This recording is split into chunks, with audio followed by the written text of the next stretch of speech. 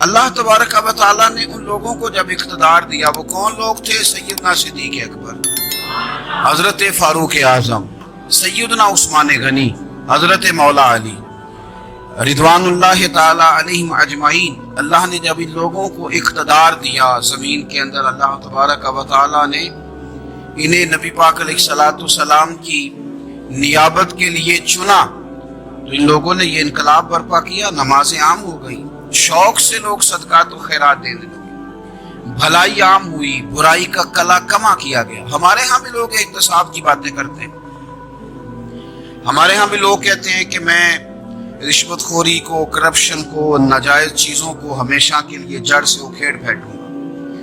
لوگ دوسروں سے مطالبہ کرتے ہیں کہ یہ سارے کام جائز کریں، لیکن خود اس پر عمل کرنے کو تیار نہیں ہوتے۔ یاد رکھ لیں کہ یہ جو احتساب ہے یہ انسان کی اپنی ذات سے شروع ہوتا ہے۔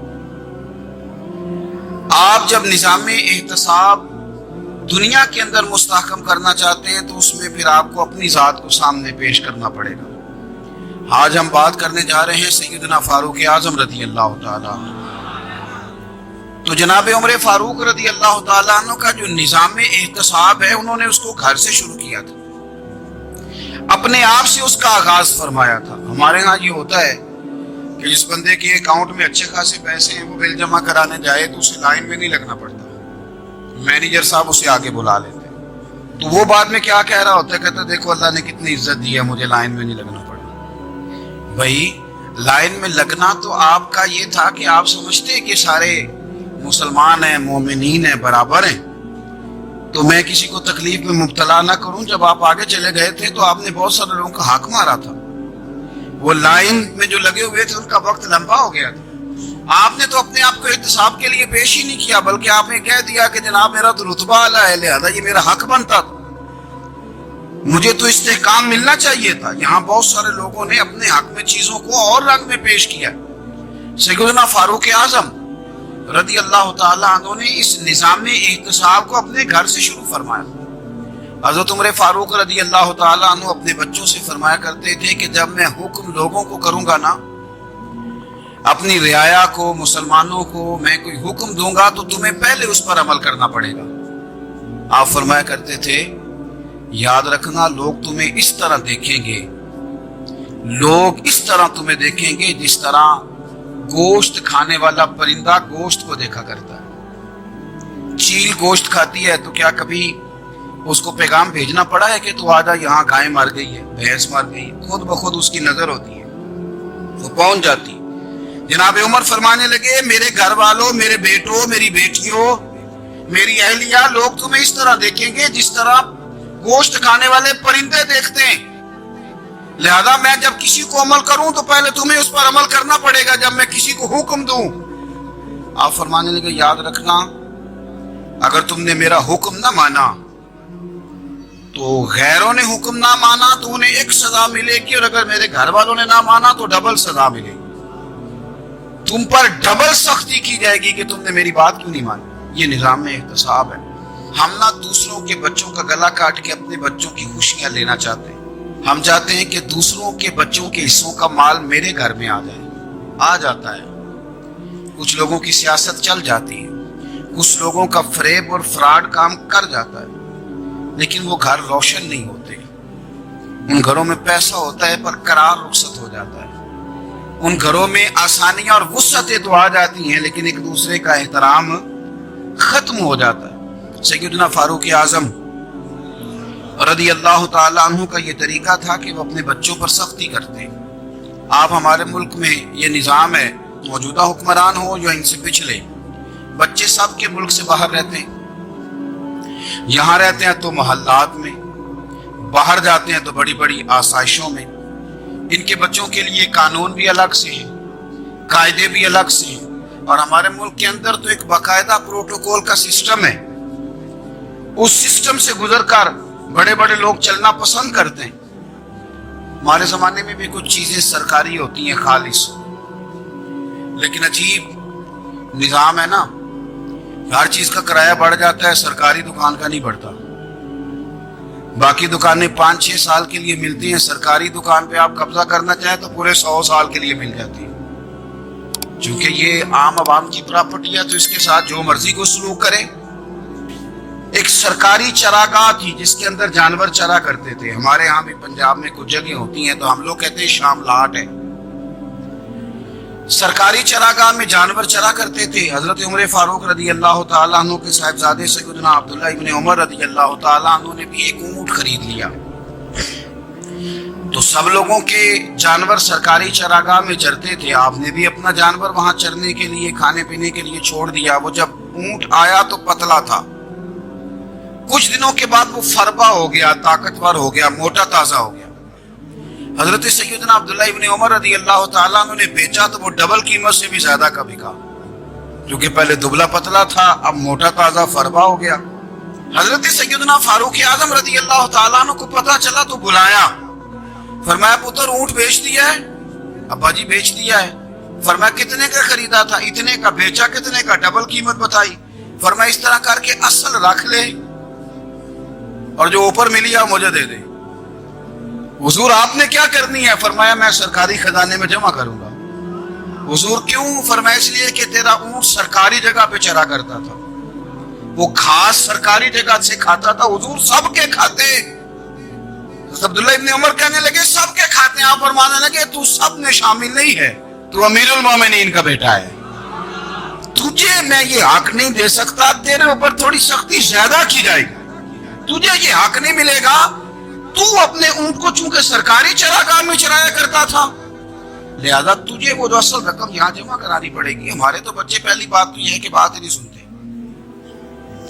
یہ سب کے بچوں کی بات کر رہا ہوں، ٹیچر کے بچے ہوں، سیٹ کے بچے ہوں، پیر کے بچے ہوں، امام صاحب کے بچے ہوں، کسی کے بچے ہوں، پہلے تو سنتے نہیں۔ اور اللہ خیر کرے اگر آپ کو سنانا چاہیں تو فوری طور پر وہ ہوم منسٹری کے پاس پہنچ جاتے ہیں، ان کی اماں ان کی وکیل بن جاتی، آپ کہہ ہی کچھ نہیں سکتے، حالات رخ بدل جاتے۔ اس کا نقصان یہ ہوتا ہے کہ ان کو تراشا نہیں جا سکتا، ان کو ہیرے نہیں بنایا جا سکتا، ان کے اوپر کچھ ایسی میل کچیل چڑھ جاتی ہے جو بڑی عجیب و غریب ہوتی۔ اور کچھ لوگ ایسے ہوتے ہیں جو خرابی کرنے میں بھی اپنا کردار ادا کرتے ہیں، خرابی کرنے میں، اور بڑے لوگوں سے منسلک ہونے کے لیے لوگ رستے تلاش کرتے ہیں، رستے۔ میں چونکہ چیزوں کا مطالعہ کرنے کا بڑا شوقین ہوں، تو میری والدہ داخل تھی کئی سال پہلے ہسپتال میں، تو مجھے اس ہسپتال میں کچھ دن رہنا پڑا۔ ایک پرائیویٹ ہاسپٹل تھا، تو اس میں انہوں نے جگہ جگہ لکھ کے لگایا تھا ملازمین کو بخشش نہ دیں، ہم ان کو بڑی اچھی معقول تنخواہ دیتے ہیں، سیلری بڑی عمدہ ہے، تو لوگ بخشش نہ دیں۔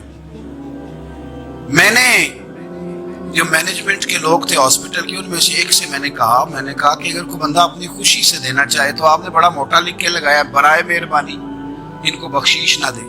اس نے بڑی قیمت، سادہ آدمی تھا پر میری بڑی اس نے مجھے بات بتائی، مجھے نفع ہوا۔ کہنے لگے مولوی صاحب جب کچھ امیر لوگ ہسپتال میں مریض لے کے آتے ہیں تو وہ صفائی والے کو پہلے ہی 500 روپیہ دکھا لیتے ہیں آتے ہی، پھر وہ جیسے آواز دیتے ہیں صفائی والے فٹافٹ اندر آتے ہیں، ان کا کمرہ صاف کرتے ہیں۔ تو سارے تو بیچارے اتنے مالدار نہیں ہوتے کہ آتے ہی پہلے کام والے کو 500 دیں۔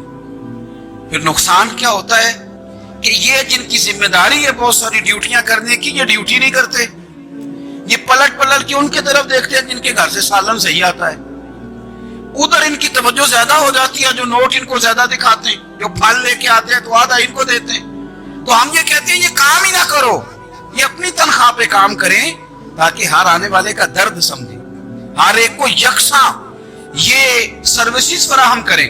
تو ہم یہ کام کرتے ہیں، ہم ایم پی اے کے اور کسی سے ہمارا تعلق نہ بنے تو ہم جناب اس کے ڈرائیور سے ہی تعلق بنا لیتے ہیں، ہم وہ جو آپریٹ کرنے والا ہوتا ہے ٹیلی فون اسی سے بڑا تعلق بناتے ہیں، اس کو مٹھائی کا ڈبہ جلدی پہنچا دیتے ہیں۔ تو اسی طرح سے بڑے لوگوں کی اولادوں کو بگاڑا جاتا ہے۔ حضرت عاصم بن عمر رضی اللہ تعالیٰ عنہ یہ سیدنا فاروق اعظم کے بیٹے تھے، مصر گئے تو لوگوں کو پتا چلا حضرت عمر کے بیٹے آئے، لوگوں نے تحفے دیے، بڑی بڑی چیزیں آپ کو دی، حضرت عمر کا بیٹا ہے، بڑے گفٹ دیے۔ تو صاحبزادے واپس آئے تو ان کے پاس بڑے تحائف تھے۔ سیدنا عمر فاروق رضی اللہ تعالیٰ عنہ نے دیکھا تو فرمایا ادھر لانا تحفے، कहा बड़ी लोगों ने मुझे दिए हैं। फरमाया तूने क्यों बताया था कि मैं अमीरुल मोमिनीन का बेटा हूं? कहा हुजूर उनको वैसे ही पता चल गया।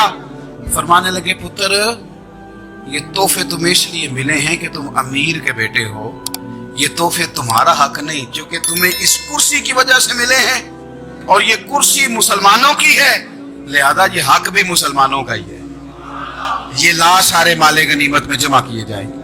आप अपने घर से जब एहतसाब शुरू करते हैं, अपने घर से, और ये याद रखें ये जो लोग आते हैं आपके बच्चों को नवाजने के लिए, ये उन्हें खराब करते हैं, बिगाड़ पैदा करते हैं, ये अजीबो गरीब सी चीजों में मुब्तला कर देते हैं, बच्चों का नुकसान होता है कल कला। फिर जो शापर अच्छा लेके आए पीर साहब के बच्चे जरा उससे प्यार से मिलते हैं, नुकसान हो जाता है, ये दस्ते नगर हो जाते हैं, ये लोगों की तरफ जीते हैं, दूसरों पे डिपेंड करने लगते हैं। हजरत अबू मूसा अशअरी रज़ी अल्लाह तआला अन्हु ने पहले तो एक कलीन बड़ा सोना था, तो आपने हजरत उमर के घर भेज दिया कि चलो उनके घर में उनकी अहलिया बिछा लेंगे। कहीं से तोहफा आया। फिर वो जिस कमरे में माले गनीमत और खजाना रखा जाता था उसकी सफाई कर रहे थे, तो एक दिनार मिल गया। तो वो दिनार बच्चे सारे जा रहे थे, तो उनमें से हजरत उमर के एक बेटे को, छोटे को बुलाया और बुला के कहा पुत्र ये दिनार ले लो। हजरत उमर ने देखा कि बेटे के हाथ में दिनार भी है और घर में कालीन भी है। एक मौके पे वो कालीन गया, एक मौके पर बच्चे को एक दिनार दिया। तो हजरत उमर अपनी अहलिया से पूछने लगे ये कहां से आया कालीन? कहा जनाब अबू मूसा अशअरी रज़ी अल्लाह तआला अन्हु ने भेजा है। बेटे से पूछा दिनार कहां से आया? कहा मुझे उन्होंने ही दिया है। आपने वो दिनार भी लिया और कालीन भी लिया और उसको लपेटा और जनाब अबू मूसा अशअरी को बुलाया और इतने सख्त नाराज थे, फरमाने लगे अबू मूसा अशअरी से कहना मेरे पास पैदल आए, घोड़े पे ना आए। और जब आए हजरत अबू मूसा अशअरी तो जनाब उमर इतने नाराज हुए कि वो कालीन लपेट कर तो उनके सर पे मार दिया। फरमाने लगे पकड़ो अपना दिनार, तुम्हें पूरे मदीने में मेरे बेटे के अलावा कोई और नहीं मिलेगा जिसे तुम खराब कर सको। मेरा पुत्र ही मिला था बिगाड़ने की, किसने इजाजत दी तुम मेरे बेटे को दिनार दो? क्यों लाए तुम मेरे घर में कालीन? हजरत उमर फारूक रज़ी अल्लाह तआला अन्हु फरमाने लगी मैं जमीन पे सोने का आदी हूं, जमीन चटियल भी हो तो रब का बंदा बन के सोता हूं तो अल्लाह मुझे आराम और सुकून की नींद अता फरमा देता है। मुझे तुम्हारे मखमलों की और कालीनों की जरूरत नहीं है। इख्तिसाब यहाँ से शुरू होता है भाई।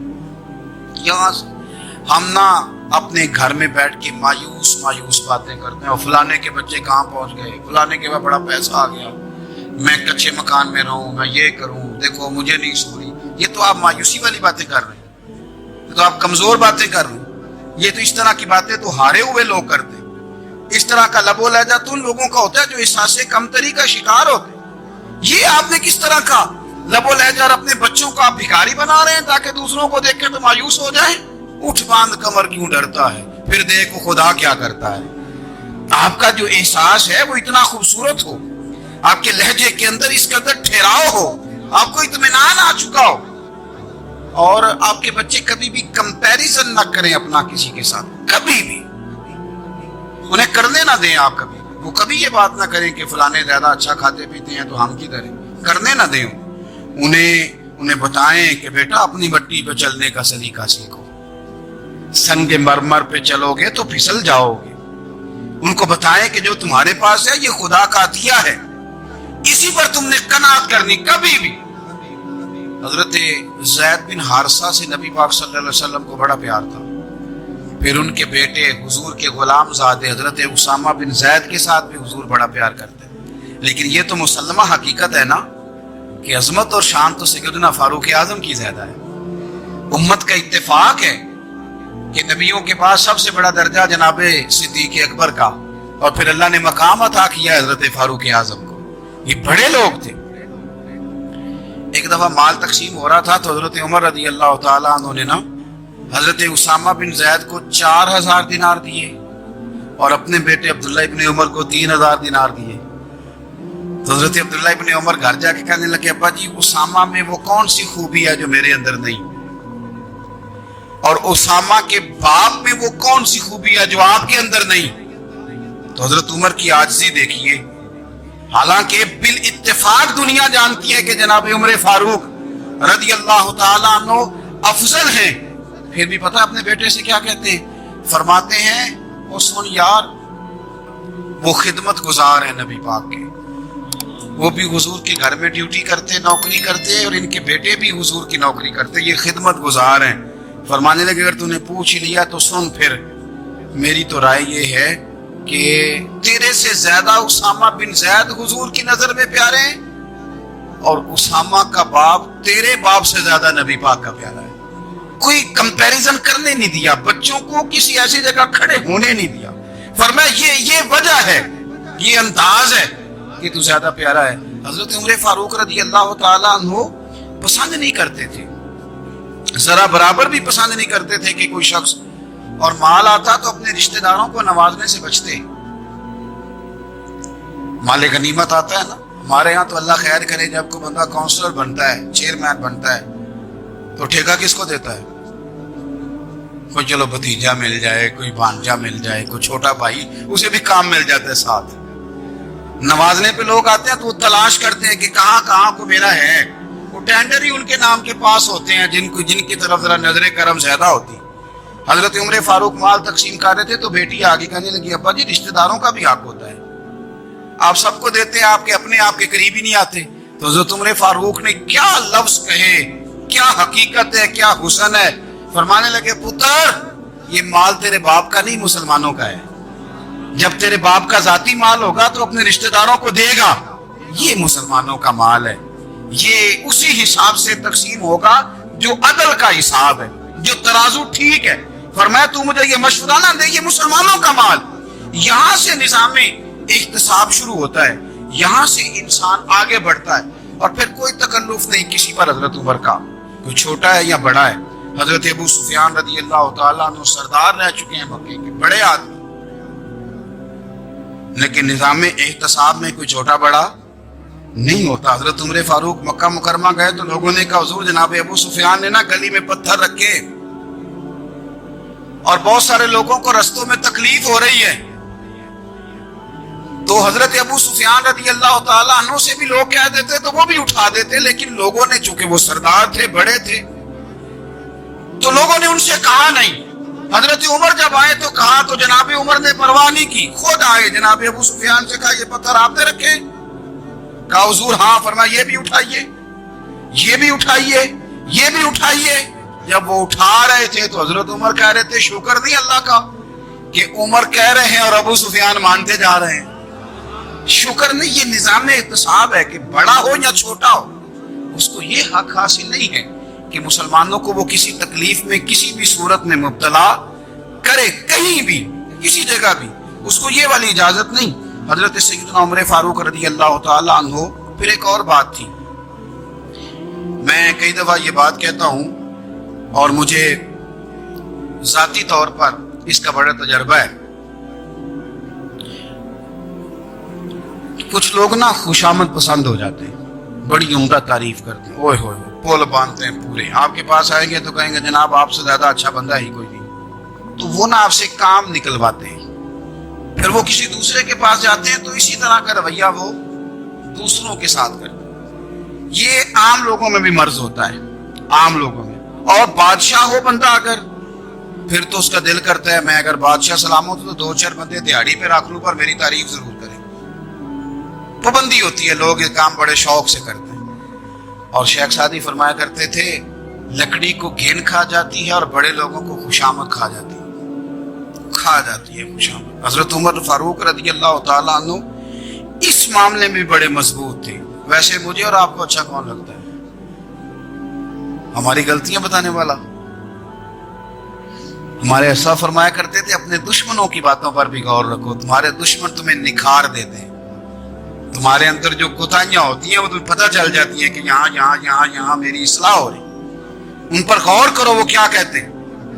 حضرت عمر فاروق کی تعریف کی ایک بندے نے، کمال تعریف کی، اس کا خیال تھا کہ رزلٹ بڑا شاندار آئے گا، بادشاہ کی تعریف ہوتی تھی تو پھر دہلی جاتی تھی اشرفیوں کی، کمال رزلٹ آئے گا۔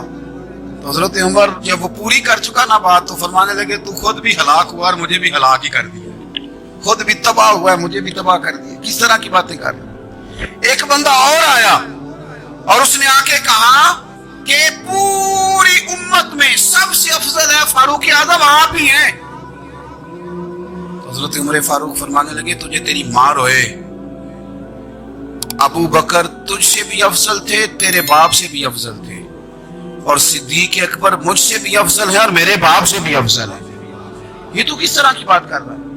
یہاں ہر شے ہضم نہیں ہو جاتی، فوری طور پہ لوگ ڈکار بھی پورا نہیں لیتے. قرآن مجید نے کہا فَلَا تُزَكُّوا أَنفُسَكُمْ وَأَعْلَمُوا بِمَنِ اتَّقَىٰ. اپنے منہ سے نہ کہو میں پاک صاف ہوں، اللہ زیادہ بہتر جانتا ہے کہ تم میں سے پرہیزگار کون ہے. اپنے منہ سے تعریفیں کرتے کراتے ہو، یہ مزاج چھوڑ دے. حضرت عمر رضی اللہ تعالیٰ عنہ پسند نہیں کرتے تھے. ایک آدمی نہ چلتا تھا وہاں تو بڑا متکبرانہ چال کے ساتھ چلتا. حضرت عمر نے دیکھا، یہاں تک احتساب فرماتے تھے، زمین پہ زور زور سے پیر پٹکتا، چال بڑی اس کی متکبرانہ، لوگ بڑے پریشان ہوتے. حضرت عمر نے ایک دن سمجھایا، باز نہیں آیا. اگلے دن پہ درہ نکال لیا، لگائے 4 درے. فرمایا آج کے بعد نہ چلنا اس طرح مدینے میں پیر پٹک پٹک کے. اس وقت تو اسے غصہ لگا، لیکن کچھ دیر کے بعد نا جب غصہ اترا تو حضرت عمر کے پاس آیا، کہنے لگا حضور اللہ آپ کا بھلا کرے، آپ نے درے نہیں مارے، آپ نے تو شیطان بھگا دیا جو میرے ساتھ چمٹا ہوا تھا. چمٹا ہوا شیطان آپ نے مجھ سے بھگا دیا ہے. یاد رکھیں مسند امام احمد بن حنبل میں حدیث ہے، اللہ کے پیارے رسول صلی اللہ علیہ وسلم فرماتے ہیں جو دنیا میں متکبرانہ چال کے ساتھ چلتا ہے نا، قیامت کے دن وہ اللہ سے اس حال میں ملے گا کہ رب اس سے ناراض ہوگا. متکبرانہ چال سے نہیں چلیں گے. تو حضرت فاروق اعظم رضی اللہ تعالیٰ عنہ کا یہ طریقہ تھا کہ آپ خیال کرتے. اور پتہ کس طرح کا آپ کا مزاج تھا؟ فرماتے تھے تقسیم کرو، دوسروں کا بھی خیال رکھو. جس طرح بندہ دیوانہ وار نہیں لوگوں کا خیال رکھتا کہ بندہ بگڑے کوئی نہ، دیوانہ وار. کچھ لوگ تبلیغ کرتے ہیں رسمی، اور کچھ لوگ ایسے ہوتے ہیں جو لوگوں کی اصلاح پہ دیوانے ہو جاتے ہیں. ان کی خواہش ہوتی ہے یہاں بھی بندہ ٹھیک ہو جائے، یہاں بھی بندہ ٹھیک ہو جائے، یہاں بھی بندہ ٹھیک ہو جائے. کچھ لوگ کڑی نگرانی کرتے ہیں کہ انسان بگڑنے نہ پائے. حضرت عمر فاروق رضی اللہ تعالیٰ عنہ نا گوشت والی دکان کے پیچھے جا کے بیٹھ گئے کئی دنوں تک. وہ کہنے لگا حضور یہاں کیا ہے؟ فرمایا تو اپنا کام کرنا. گوشت والی دکان پہ بیٹھے، کام کر اپنا، نگرانی کرنے لگے حضرت عمر. پھر آپ نے نا وہ بندے پکڑ دیے. کون؟ جو 2 دن مسلسل گوشت خریدنے آئے، پکڑ کے کھڑا کر لیا. فرمایا تو کل بھی گوشت لینے آیا تھا؟ حضور ہاں. فرمایا آج پھر کھائے گا؟ حضور جی. تو آپ فرمانے لگے کیا تیرے محلے سے غربت ختم ہو گئی ہے؟ تیرے رشتہ دار سارے پیٹ بھر کے کھاتے ہیں، تو 2 دن گوشت لینے آتا ہے. فرمایا آج کے بعد مسلسل گوشت لینے آیا تو درے سے ماروں گا، خبردار یہ کام نہ کرنا. یہاں تک نظام احتساب کا جب خیال رکھا جائے پھر حالات بگڑا نہیں کرتے، پھر وہ قابو میں رہا کرتے. حضرت عمر فاروق رضی اللہ تعالیٰ عنہ اس ترتیب کے ساتھ اصلاح کرتے، اس ترتیب کے ساتھ. سیدنا فاروق اعظم رضی اللہ تعالیٰ عنہ کی ایک بات آخر میں عرض کرنی ہے، وہ میں بھی اپنے اوپر لاگو کروں، آپ بھی غور کریں. حضرت عمر فاروق رضی اللہ تعالیٰ عنہ نے نا خط لکھا حضرت ابو موسیٰ اشعری کو. آپ فرمانے لگے یاد رکھنا جو گورنر، جو امیر اپنے رب کریم کی فرما برداری کرتا رہتا ہے نا، اس کی رعایا بھی اس کی فرما برداری کرتی ہے. اور جو لوگ اپنے رب کریم کی فرما برداری چھوڑ دیتے ہیں، پھر جنہوں نے ان کی فرما برداری کرنی ہوتی ہے وہ ان کی فرما برداری چھوڑ دیتے ہیں. آپ نے سپہ سالاروں کو خط لکھے تھے، فوج کے جو جرنیل تھے، کمانڈو تھے، ان کو خط لکھے تھے. فرمایا جو سپاہی نماز نہیں پڑھتا اسے فوج سے نکال دو. اور ساتھ لکھا تھا یاد رکھو جو رب کا وفادار نہیں وہ ہمارا کیسے ہو سکتا ہے، نکال دو ان لوگوں کو، فوج سے الگ کر دو. ہم آج جو بے پناہ پریشان ہیں کہ ہمارے بچے بات نہیں مانتے، شاگرد بات نہیں مانتے، ہم شکوے کرتے ہیں، بے ادبی بڑھ گئی. ادب کے ساتھ میں گزارش کروں گا بڑوں کی بارگاہوں میں، جو میری طرح کے بڑے بنے ہوئے، بزرگوں سے نہیں بات کرتا، ان سے میں کہوں گا کہ ہمیں ایک دفعہ اپنے اوپر بھی تو غور کر لینا چاہیے. کہیں ایسا تو نہیں ہے کہ ہم جب تک اللہ تعالیٰ کے فرما بردار تھے، جب تک ہم تقوی کے معیار پر تھے، ہماری بات ماننے والے ہماری بات مان رہے تھے. کہیں ایسا تو نہیں کہ ہم اس معیار سے ہل گئے ہیں تو اب جو ہمارے فرما بردار تھے وہاں سے ہل گئے. حضرت عمر رضی اللہ تعالیٰ عنہ فرمایا کرتے تھے کہ لوگوں کو عجب میں مبتلا نہیں ہونا چاہیے. خود پسندی کا جو ماحول ہوتا ہے اس سے لوگوں کو ہمیشہ نکلنا چاہیے. حضرت عمر کے ایک صاحبزادے نے کنگھی کر لی, اچھا لباس پہن لیا تو درہ مارا جناب عمر نے. تو آپ کی بیٹی کہنے لگی ابا جی یہ تو بالکل جائز ہے, اچھے کپڑے پہننا, اچھا لباس پہننا اور سر میں کنگھی کر لینا, اس پر درہ کیوں مار دیا؟ تو آپ فرمانے لگے بیٹا یہ خود پسندی میں مبتلا ہونے لگا تھا, یہ اپنے آپ کو بہت بھلا سمجھنے لگا تھا, اس کا خیال تھا کہ میں ہی ہوں, میرے علاوہ کوئی نہیں. یہ اس مقام پہ جا رہا تھا جہاں اس کی تربیت رک جاتی, اس لیے درہ مارا ہے. ایک دفعہ حکومتی معاملات کے اندر آپ کی اہلیہ نے مشورہ دینا چاہا.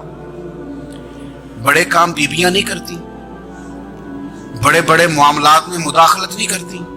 ہمارے بر صغیر میں وہ بادشاہ نہیں گزرا کہ جو فیصلہ کرتا تھا تو کرسی پہ بیٹھ جاتا تھا اور پردے کے پیچھے اس کی بیوی بیٹھ جاتی تھی, اور جب وہ فیصلہ سنانے لگتا تو یوں گردن پیچھے کرتا اور اہلیہ جو کہتی وہ فیصلہ سنا دیتا. لیکن ایک دفعہ خاتون نے ایک آدمی کو حضرت عمر نے معزول کیا تو آپ کی اہلیہ نے, اس آدمی کی اہلیہ حضرت عمر کی اہلیہ سے ملی ہوں گی, تو خاتون نے ذرا سفارش کرنی چاہی. تو جناب عمر فاروق رضی اللہ تعالیٰ عنہ کے ہاتھ میں عصا تھا, ڈنڈا تھا, 2-3 دفعہ زمین پہ مارا اور میں تمہیں کس نے اجازت دی حکومتی معاملات میں مشورہ دینے کی؟ یہ مشورہ مولا علی دیں گے یا عثمان غنی دیں گے؟ آپ کو کس نے اجازت دی؟ وہ حکومتی معاملات, وہ مسلمانوں کا اجتماعی معاملہ, وہ مسلمان دیکھیں گے. آپ کو اس میں آنے کی اجازت نہیں ہے. جو آپ کی ذمہ داریاں ہیں, آپ کے حقوق ہیں, ان پر آپ بات کریں. تو بھائی نظام میں احتساب اپنی ذات سے شروع کریں. ہماری اولادیں, ہمارے بچے, وہ باہر سے انہوں نے زیادہ اثر نہیں لیا. ہم نے انہیں بتایا ہے کہ ہم بڑے غریب ہیں, ہم بڑے مجبور ہیں, ہم تو بڑے کمزور ہیں, ہماری تو سنتا کوئی نہیں, یہ تو امیروں کا ملک ہے, اس میں تو فلانے کو اہمیت حاصل ہے. ان باتوں نے ہمارے بچوں کو کمزور کیا ہے. ان باتوں نے ہمارے بچوں کے دلوں میں احساس کمزوری پیدا کیا ہے. آپ ان کو جینا سکھائیں. آپ ان لوگوں کو بتلائیں کہ رب کریم نے جو تمہارے لیے بہتر سمجھا وہ تمہیں اپنے فضل سے بڑا عطا فرمایا ہے. آپ ان کو ان کے مقام پر رہ کر خوددار اور قناعت پسند ہونا سکھائیں. آپ یقین کریں گھر امن والا بن جائے گا. بچے اگر بھنا ہوا گوشت کھا رہے ہوں اور پھر بھی لاڑی رہے ہوں کہ مسالہ میری مرضی کا نہیں, سٹائل میری مرضی کا نہیں, ٹیسٹ میری مرضی کا نہیں, یہ والا گوشت میں نے نہیں کھانا, یہ اس طرح کر کے بھنا ہوتا تو پھر میں نے کھانا تھا, وہ زیادہ خوفناک صورتحال ہو جاتی ہے. لیکن اگر ابا جی, اماں جی, گھر والے کھیتوں میں کام کر رہے ہوں اور بچے اچار کے ساتھ روٹی لے کے جائیں اور بننے پہ بیٹھ کے, پھٹے پہ بیٹھ کے وہ پھر کھانا شروع کریں, اور جب وہ اچار آئے اور وہ ایک دوسرے کو کہیں کہ آج تو 2 کلے ہو گئے میرے کام کے, اس دفعہ تو دیکھنا ہماری فصل کتنی شاندار ہوگی. ایک دوسرے کو دیکھ دیکھ کے وہ ہنسیں اور مسکرائیں اور ان کی باتوں میں لذت ہو, اور پھر وہ کہیں کہ آم بڑے اچھے مل گئے تھے, دیکھو اچار کتنا سونا آ گیا ہے, دیکھو یہ کس قدر زیادہ اچھا ٹیسٹ ہے, تیل بھی بڑا اچھا ہے, کل بھی بڑے وقت پہ گیا ہے. آپ یقین کریں یوں لگتا ہے کہ کائنات کی سب سے بہترین روٹی یہ لوگ کھا رہے ہیں. یہ سوچ حضرت عمر نے ہمیں دی ہے, یہ فکر جناب عمر نے ہم تک پہنچائی ہے. اللہ ہمیں سمجھنے کی توفیق عطا فرمائے. آخر دعوایا ان الحمدللہ رب العالمین. بول اٹھا کافر, بول اٹھا. اگر 6 مہینے عمر دنیا میں اور رہتے تو دنیا میں کوئی کافر موجود نہ ہوتا. 6 مہینے. اور جب اس پتلے جلیل کا جنازہ اٹھا, اللہ بخاری پڑھیے نا, اللہم ارزقنا شہادت فی سبیلک, اللہ بسترے کی موت نہ دینا, شہادت ہی دینا. عمر شہید ہوئے, مسجد نبوی میں نماز پڑھاتے, اور جب جنازہ اٹھا تو مدینے کا پھر پیچھے جو دلیر بچے وہ مولا علی تھے. مولا علی, جب عمر کا جنازہ اٹھا تو سب سے پہلی آئے جو نکلی وہ حضرت علی کی زبان سے نکلی, اور حضرت علی ساری داڑھی آنسوؤں سے بھر گئی. لوگوں نے کہا کہ علی کیا ہوا؟ فرمانے لگے تم دیکھ نہیں رہے جنازہ کس کا اٹھا ہے, پلٹ کے دیکھو تو صحیح, تمہیں پتہ نہیں یہ کون گیا ہے؟ حضور کیا ہوا؟ آپ فرمانے لگے عمر اس طرح کے کام کر کے گیا ہے, اب ان کے رستوں پہ کون چلے گا؟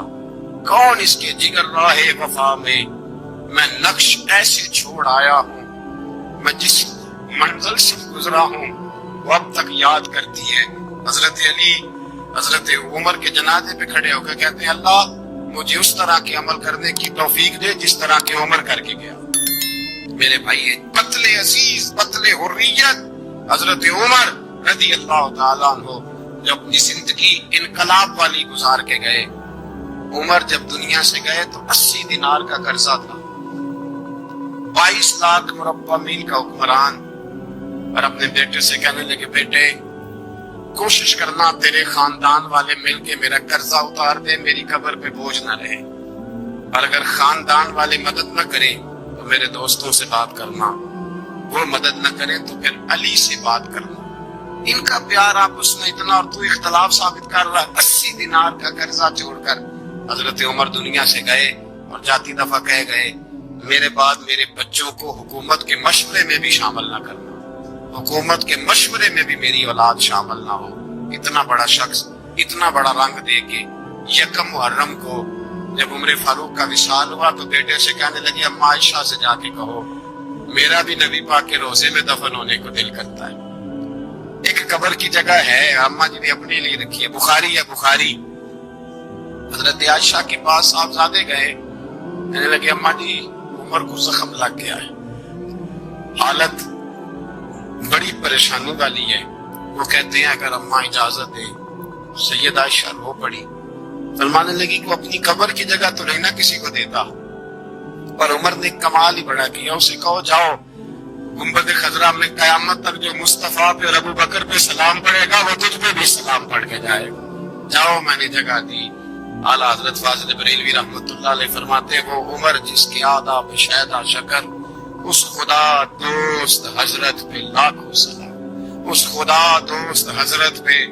آپ یقین کریں ممبر پہ بیٹھا ہوں، حضرت عمر کا جب نام لیتا ہوں تو میرے وجود کے رونگٹے کھڑے ہو جاتے ہیں۔ حضرت عمر کی زندگی جب پڑھتا ہوں تو لگتا ہے خدایا ایسے شخص بھی دنیا میں آئے کہ حضرت عمر رضی اللہ تعالیٰ عنہ کا آج یوم شہادت ہے۔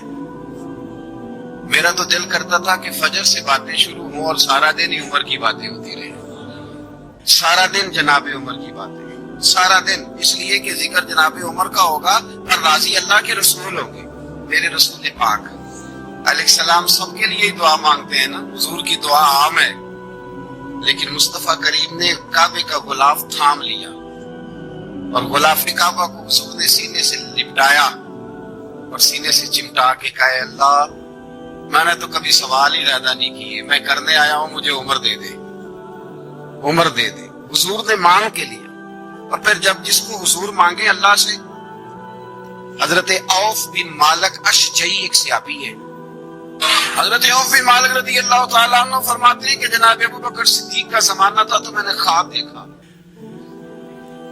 میں نے خواب میں جناب عمر کو دیکھا، اور میں نے دیکھا کہ کوئی کہنے والا کہہ رہا ہے کہ عمر وہ ہے کہ اللہ کے رستے میں کوئی اسے جتنا مرضی برا بھلا کہے یہ پرواہ نہیں کرتا۔ اس کے رستے میں بولے سارے، اس کا مطلب ہے اللہ کے رستے میں لوگ برا بھلا بھی، قرآن مجید نے کہا وَلَا يَخَافُونَ لَوْمَةَ لَائِمٍ، کچھ لوگ ایسے ہیں جو برا بھلا کہنے والوں کی پرواہ لوگ پرواہ نہیں کرتے۔ اور دوسری بات میں نے یہ دیکھی کہ عمر خلیفہ بنے گا، اور تیسری بات میں نے خواب میں یہ دیکھی کہ عمر شہید بھی کیا جائے گا، عمر شہید بھی ہوگا۔ یہ میں نے 3 باتیں خواب میں دیکھی۔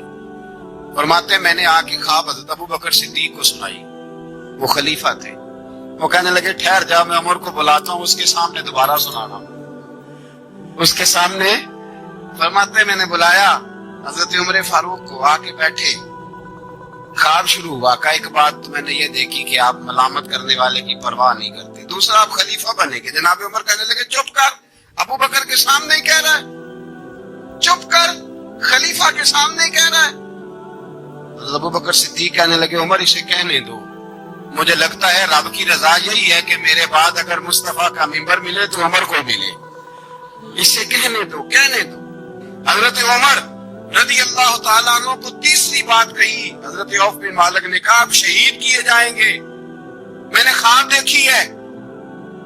نیک لوگوں کے خواب بڑی حد تک سچے ہوتے ہیں، کہا میں نے خواب دیکھی ہے۔ تو حضرت عمر کہنے لگے شہید تو دلیر لوگ ہوتے ہیں، شہید تو دلیر، جسے سارا زمانہ دلیر کہہ رہا ہے وہ اپنے بارے میں کیا کہہ رہا ہے؟ کہتے ہیں شہید تو دلیر، میں تو کاہل سا آدمی ہوں، سست آدمی ہوں، میں تو اتنا کام ہی نہیں کرتا، تو یہ خواب تم نے جو ٹھیک ہے دیکھا ہے نا، پھر سے دیکھنا۔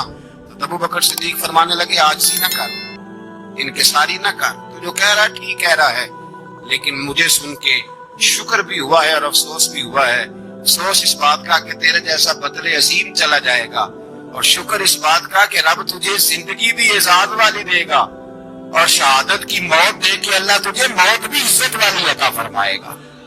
اللہ موت بھی تجھے عزت والی دے گا، تجھے قائلوں جیسی موت اللہ۔ حضرت فاروق اعظم رضی اللہ عنہ، بھائی یہاں تو اس زمانے کا سب سے بڑا مسئلہ پروٹوکول ہے۔ ہم چھوٹے طبقے سے لے کر بڑے سارے پروٹوکول کے قائل ہیں، اور حضرت عمر رضی اللہ تعالی، حضرت عمر کی سادگی اور پھر جناب عمر کی عاجزی، جب انسان اپنے اوپر سوار کر لیتا ہے نا، سوار کر لیتا ہے، میں بدکار پرانا خادم، کسے در ملی نہیں ٹھوئی، اتباسف یار نے نظر جو کی تھی تباسف واسفی۔ میں اکثر سوچتا ہوں حضور نے جہاں بھی کہا نا، فرمایا میرے بعد نبی ہوتے تو خطاب کے بیٹے عمر ہوتے۔ حضور نے فرمایا عمر جس رستے سے جاتا ہے شیطان وہ رستہ بدل جاتا ہے۔ نبی پاک صلی اللہ علیہ وسلم نے فرمایا میرا عمر وہ ہے کہ اس کی زبان پر حق جاری ہے۔ حضور علیہ السلام نے فرمایا 950 سال حضرت جبریل میرے عمر کی شان بیان کریں تو ان کی عظمت ختم نہیں ہوتی۔ 950 سال جبریل عظمت بیان کرے تو ختم نہیں ہوتی۔ یہ بات ہے حضرت عمر کی، اور فرمایا عمر ابو بکر کی نیکیوں میں سے ایک نیکی ہے، یہ شان ہے عمر فاروق رضی اللہ تعالیٰ عنہ کی۔ حضور نے فرمایا میرے بعد نبی ہوتے تو عمر ہوتے، جس گلی سے عمر آئے شیطان رستہ بدل جائے۔ میرے عمر فاروق کی شان 950 سال بیان ہو تو ختم نہ ہو۔ عمر کی زبان پر اللہ حق بیان کرتا ہے، جو عمر کہتا ہے وہی رب کر دیتا ہے۔ حضور ساری زندگی فضیلتیں بیان کرتے رہے، عمر جواب میں کیا کہتے ہیں؟ کوئی بتائے نا کہ یہ والی حدیثیں کبھی عمر نے بھی روایت کی ہو کہ حضور نے میرے بارے میں یہ کہا ہے۔ یہ روایتیں وہ روایت نہیں کرتے، ان سے جب لوگ کہتے عمر تیری بڑی بات ہے تو عمر رو پڑتے، کہتے میں تو اونٹ چرانے والے باپ کا بیٹا ہوں، میں تو اونٹ چرانے والے باپ کا بیٹا، اونٹ چرا۔ اس سے آگے عمر گئے ہی نہیں ساری زندگی، اس سے آگے لفظ ہی نہیں ادا کی۔ اور میں تو بھائی اونٹ چرانے والا، میرا باپ تو اونٹ چرایا کرتا تھا، 10 اونٹ تھے، میری ڈیوٹی ہوتی تھی، سنبھالے نہیں جاتے تھے، ابا ڈنڈوں سے مارتا تھا۔ ساری زندگی عمر حج کرنے گئے، ایک خشک تنا کھجور کا عمر فاروق رضی اللہ تعالیٰ عنہ نے اس کو اپنے کلاوے میں لیا، رونے لگے۔ لوگوں نے کہا عمر کیا ہوا؟ فرمانے لگے یہاں میں اونٹ چرایا کرتا تھا، یہاں میں اونٹ چراتا تھا، 10 اونٹ سنبھالے نہیں جاتے تھے۔ دیکھو رسول اللہ کی شان، آج ساری امت چلانے کا طریقہ عطا فرما دیا ہے، ساری نظریے سے پیار۔ یار پیسہ کس کو برا لگتا ہے؟ سارے صحابہ مل کے آئے، کہنے لگے عمر فاروق سے کہنا ہے نبی پاک کے زمانے میں تو ظاہراً غربت تھی، ابو بکر کے دور میں بھی غربت تھی، اب تو بڑا محال ہے، عمر سے سفارش کرو کہ عمر نیا کرتا پہنا کرے۔ ملکوں کے سفیر آتے، عمر وہی پھٹی پرانی چادر اوڑھ کے اور وہی کئی جگہ پہ پیوند لگے سوٹ پہن کے سفیروں کے سامنے بیٹھ جاتا ہے۔ عمر کو مشورہ دو، طے ہو گئی بات۔ سب نے جب مشورہ دے لیا تو سارے کہنے لگے یہ بتاؤ شیر کی مونچھ کو ہاتھ کون لگائے گا؟ کہنا کس نے ہے؟ بندہ بھی تو ڈھونڈو نا۔ انہوں نے کہا جناب میرا یہ خیال ہے کہ مولا علی شیر خدا کہیں گے، کیونکہ جس شخص کی عمر کو سب سے زیادہ حیا کرتے دیکھا وہ شیر خدا مولا علی ہے، رضی اللہ تعالی علی کہیں گے۔ اس لیے کہ جناب علی تو کئی دفعہ جب گفتگو کرتے تھے تو حضرت عمر چپ کر جاتے تھے اور فرماتے تھے علی نہ ہوتا تو میں ہلاک ہو جاتا۔ تو کہا علی سے کہو۔ جناب علی شیر خدا کو بلایا، کس کام کے لیے؟ نہیں اللہ اکبر۔ یہ ذرا آپ نے اس طور پہ اس بات کو ذرا لاکھا جناب ان سے کہیں کہ زیادہ نہیں، ایک کرتا نیا پہن لے، سفیر آتے ہیں وزیر آتے ہیں تو ایک کرتا نیا پہن لے۔ حضرت علی کو بلایا، آپ فرمانے لگے کوئی اور بات ہوتی تو میں کہہ دیتا، یہ والی میں نہیں کہہ سکتا، کوئی اور ہوتی تو میں عمر کو کئی دفعہ کہہ دیتا ہوں، جلال میں بھی دوستوں، یہ والی میں نہیں کہہ سکتا، میں تمہیں ایک مشورہ دیتا ہوں۔ اب وہ کیا؟ کہنے لگے سیدہ عائشہ صدیقہ سے کہو، وہ مومنوں کی ماں ہے، عمر ٹالے گا نہیں، اماں جی سے جا کے کہا اماں جی نیا کرتا عمر سے کہیں پہن لے، وزیر آتے ہیں بڑے بڑے لوگ، تو چلو کوئی حرج نہیں۔ اللہ تعالیٰ نے ارشاد فرمایا کہ الذی خلق الموت والحیات لیبلوکم ایکم احسن عملا، فرمایا ہم نے موت اور حیات کو اس لیے پیدا کیا ہے تاکہ پتہ چلے تم میں اچھے کام کون کرتا ہے، بہترین عمل کون کرتا ہے، سوسائٹی میں معاشرے میں اچھا کردار کون چھوڑ کے جاتا ہے۔ یہاں سے جو لوگ سعودی عرب جاتے ہیں ان کا والد قرض اٹھا کے پلاٹ بیچ کے یا ماں زیور بیچتی ہے، مجبوری ہے، چلو وہاں جائے گا کوئی کاروبار کر لے گا، لیکن بندہ یہاں سے اتنی مجبوری کے بعد وہاں جائے اور وہاں جا کے وہ بالکل فارغ بیٹھا رہے، تو اس کو ہر آدمی سمجھاتا ہے اور کچھ لوگ اسے سخت جملوں سے بھی نوازتے ہیں، کہتے ہیں یار اتنی مشکل سے تیرے باپ نے بھیجا ہے، اتنی آرزوؤں کے بعد تیری ماں نے تیرے لیے بندوبست کیا ہے اور تو یہاں فارغ پھر رہا ہے۔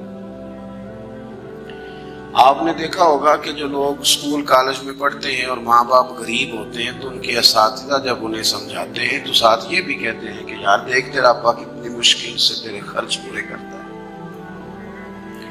اگر کوئی شخص بھی کسی بھی مقام پہ کوئی ذمہ داری اسے دی جائے اور وہ اپنی ڈیوٹی ٹھیک نہ کرے، مقصد پورا نہ کرے، تو لوگ اس سے خوش نہیں ہوتے، لوگ اس کے لیے اچھے جذبات نہیں رکھتے، کہتے تو اپنا مقصد نہیں پورا، میں یہاں آیا ہوں آپ کو اللہ رسول کی بات بتانے، آپ نے اچھا گمان کر کے مجھے دعوت دے لی کہ شاید یہ ہمیں صحیح طرح سمجھا سکتا ہے، اب میں یہاں آ کے آپ کو اللہ رسول کی بات بتاؤں ہی کوئی نہ، تو آپ کہیں گے میاں آپ کو تو بلایا تھا کہ آپ ہمیں کوئی سمجھا دیں، کوئی نصیحت کر دیں، تو آپ تو ادھر ادھر کی ہانک کے چلے گئے، قبول نہیں کریں گے لوگ۔ مقصد کو سمجھنا چاہیے، رزق ضرور کمائیں، بڑی اچھی بات ہے، نکاح، بچے، گھر، برادری، قبیلہ، یہ ساری چیزیں ضمن ہیں، ذیل ہیں، اصل کیا ہے ایکم احسن عملا، مقصد تمہارا یہ ہے کہ پتہ چلے تم میں بہترین عمل کون کرتا ہے۔ اپنے بچوں کے لیے دوڑ دھوپ کرنا یا مال دولت جمع کرنا یا جناب آسائشیں اکٹھی کرنا، یہ تو غیر مسلم بھی کر رہے ہیں۔ میں اکثر کہتا ہوں کہ یہ دیندار طبقہ ہے، میری طرح کے لوگ ہیں، تو ایک بندہ 6 گھنٹے کا سفر طے کر کے آیا، اس نے اسے دیندار سمجھا ہے، نیک آدمی سمجھا، جبھی آیا نا، کتنا بڑا اس نے اسے مقام دیا ہے کہ اسے حضور سید عالم علیہ السلام کے دین کا نمائندہ سمجھا ہے۔